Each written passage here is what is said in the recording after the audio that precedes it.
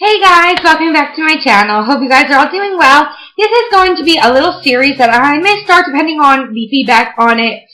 It is going to be important famous women. And that can be any important famous women. It can be in history, it can be celebrities, it can be inventors, it can be anyone. And I just really would like to be able to empower girls and women and know that you can really do anything you want. It doesn't matter if you're a girl, and it certainly doesn't matter if you're a woman now, just because we can do so much, and we really can do any job we want, and we can take over this world. It's a girl's world. Beyonce said it. We rule the world, so it must be true.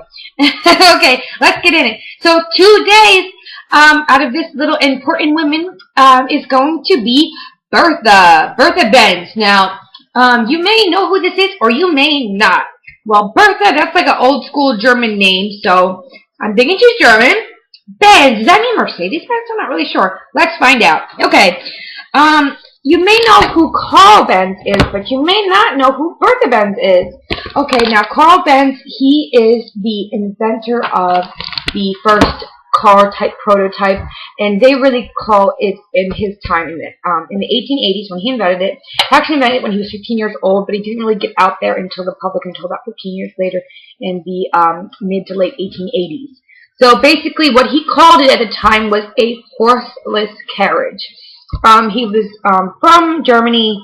He was just he was like an engineer, and he was good. He was an inventor. He was good at inventing things, but he did not have the he wasn't a salesman. He didn't have the marketing. He didn't have the PR skills needed to deal with the people in the public and to get this out there into every household and every garage.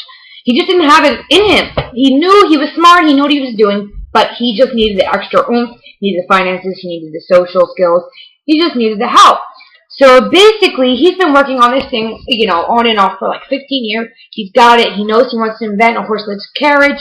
But however, at the time in Germany, it is kind of considered to be satanic or not patriotic to have a carriage that is only that is without horses. It's like considered to be like unpatriotic and not a good thing.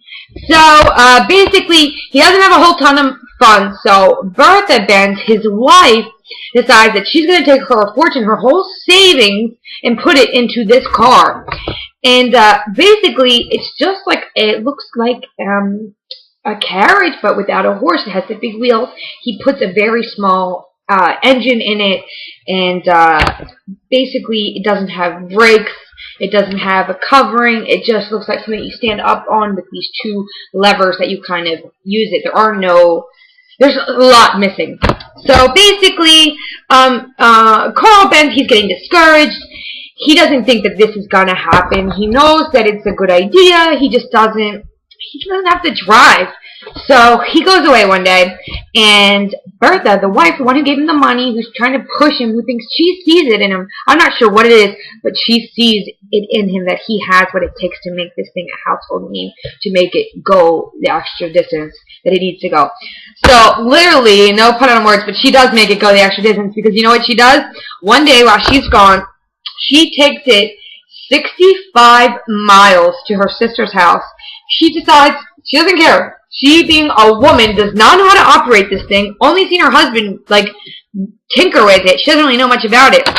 So she decides she's going to take it 65 miles to her sister's house to try to get some publicity that she drove this thing, that this horseless carriage. She wants to get it some recognition. So that's what she does. And she goes ahead, drives it 65 miles. It takes her 12 hours to get there, and she decides that she's just going to do it, and she doesn't care what anyone says, and especially that she's a woman.